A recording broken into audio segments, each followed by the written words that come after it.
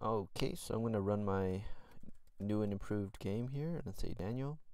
I'm going to choose 3, and now it says, oh, do you want to buy a weapon, right? Do you want to buy a longsword?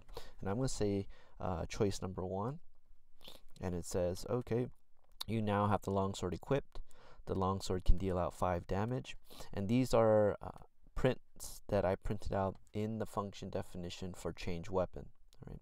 So just like we printed out how much energy has been changed in change energy and how much gil has been changed in change gil, I also now print out what weapon has been changed to and how much energy how much damage that a weapon can deal out in change weapon. Right? And you should as well. And then it says, oh, thanks, sir. This longsword is sure to come in handy, and it now should come in handy. Okay, so the next thing we want to program in our game here is a fight with a enemy. Okay, so let's go ahead and do that. Where does that happen? Okay, so it's sure to come in handy, right? And now maybe we could have a fight, or maybe there could be another choice, and I could say something like print you walk out of the well and are faced with an extremely large ogre. And now I'm going to either choose to fight or choose to run away. Okay, so print here. Choose to fight or run away. Or maybe I could say just like 1 fight, and then 2 is run away. Okay, and so the fight, we'll have him fight, and the runaway, I guess maybe it'll say he can't run away, and the ogre will attack him and kill him. Okay, so let's go ahead and take in the input and say, choice is equal to input, enter a choice. And I do want to have a blank line before this and before that and after that, right? So I'm going to do that. And then I have my if choice is equal to 1, then do the fight function. And then else I can run the run function. Oh, I guess I already have a run function, so I could say run ogre function. Okay, so now what we're going to do is we're going to program the fight, and the fight's going to be kind of interesting. So let's come over here. Let's keep the change and the checks and all the functions that have to do with the changing of the global variables at the top, and let's have all the story below that. Okay, so I'm going to put it right here. I'm going to put def fight with the ogre, and it's going to say something like, so what do we need to do here? Let's have first the hero attacks, and then the ogre or enemy attacks. Okay, and then it'll keep happening until one of them is dead, I guess. Okay, so let's go ahead and try that out. How is the hero gonna first attack? Well, we could print something out, and it says we could say something like name attacks and deals out weapon damage.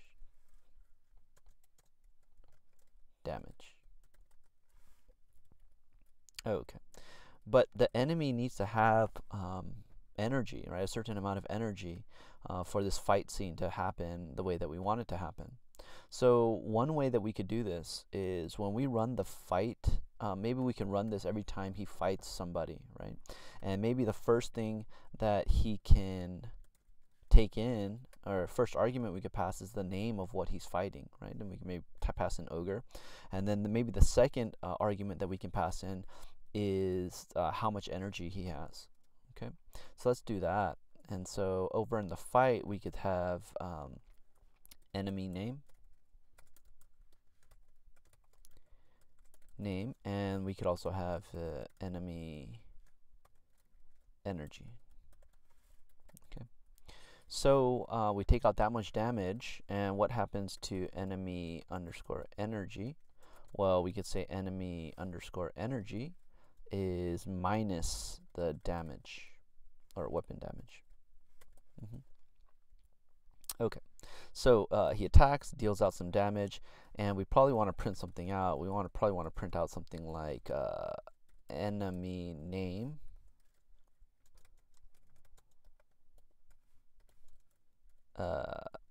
energy goes down to enemy energy plus a period at the end. Okay, and again, we could also make a function definition for this, right? We can call it something like a change enemy energy or something like that, right? But for now, I'm just going to leave it the way it is.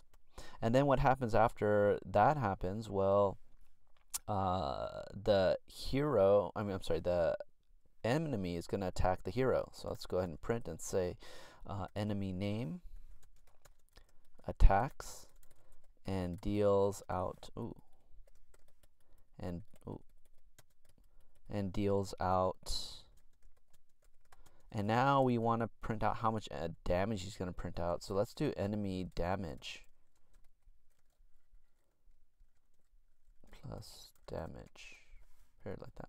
But we need an enemy damage, so maybe that's something else that we could take in the fight function definition. So let's do enemy damage, but that means we need to pass it in, right? So let's go down to where we ran fight, and so let's say his damage is going to be 3. Okay, so this is going to be our first enemy that we need to attack and kill, and because of that we are okay, so 3 is a good number, and so these are actually good numbers, because if he chose not to purchase the weapon, then it would take him fists, right? His fist was set at a weapon damage of 1. So it would take him 20 tries to kill the ogre, right? 20 attacks, which means the ogre could attack the hero 20 times. And so I guess we should change that to 5. So 5 times 20 is 100. And so that means the ogre, or maybe we can increase this to 10. What was the energy? Okay, energy is at 100. So if we change it to 10, then that means the ogre, if we set it to these values, where this is how much energy the ogre has, and this is how much he deals out, then the ogre is going to deal out 200 energy before the hero can kill the ogre with the fists, right? So these are good numbers to use, because you can only kill the ogre if you chose to buy the longsword, right? So this is good. All right. So anyways, now we're going to have the enemy deal out damage, right? So let's go ahead and put a space there, and now we're going to say change energy for the hero, and it's going to be changed by energy damage with a negative sign. Okay, so now it's going to change the hero's energy by energy damage, and remember, change energy also checks to see if he's alive, right? Okay, so this looks good, and now what we want to do is we want to keep on repeating this, right, over and over again. We want to do that, we want to do that, we want to do that, we want to do that. We want to keep repeating it, and so how do we keep repeating this block of code? Is we're going to use a loop. And now the question is what loop do we want to use, a for loop or a while loop? Right? And remember, a for loop is for when you know exactly how many iterations you need the loop to run, and a while loop is when you don't know how many iterations you need the loop to run. So in this case, do we know how many iterations we need to run? Well, we don't, because the hero could have either chosen to buy the longsword or not buy the longsword. And if he chose not to buy the longsword, this would need to iterate 20 times. And if he chose to buy the longsword, this would need to iterate, I believe it's 4 times. Right? So we don't know how many times this block of code needs to iterate, so it needs to be in a while loop. Okay? And so now, if we go ahead and indent all of this, what is the conditional expression here that we're going to use?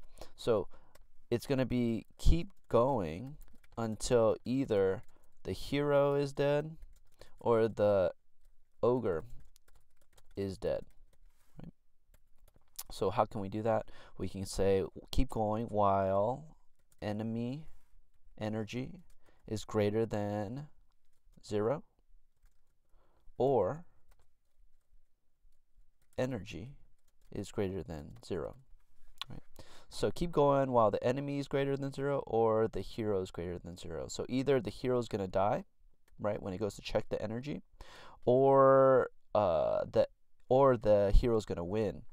And so when we come out here after the while loop right here, if the hero dies here on change energy, it's going to exit the program, right? The only time it'll get down here to line 53 is if the hero has won, right? And the enemy energy is 0 or less, right? And it would break out of here. So actually, I think this would be an and, not an or, right? So both of these need to be greater than 0 for it to continue. And if one of them is not greater than 0, then it's going to break out. Okay, so it will only get to line 53 if the enemy, so let's put here, enemy has died, right? So we could print something out, and we could print something like the ogre, oh, we don't know the name, we could say enemy name has finally perished. Right? Okay, so let's go ahead and erase these comments here, and let's test it out and see if it actually works. Right? So let's go ahead and run this. Say Daniel. Okay, now I'm going to choose option 3. Of course, I want to buy the longsword because I need it to defeat the ogre. So I'm going to hit 1 for fight. Ooh, let's see, what did I do wrong? Okay, so right here, enemy damage should be a string, and weapon damage should also be a string. Okay, so I think that's good to go. And let's do Daniel 3 longsword. I'm going to fight.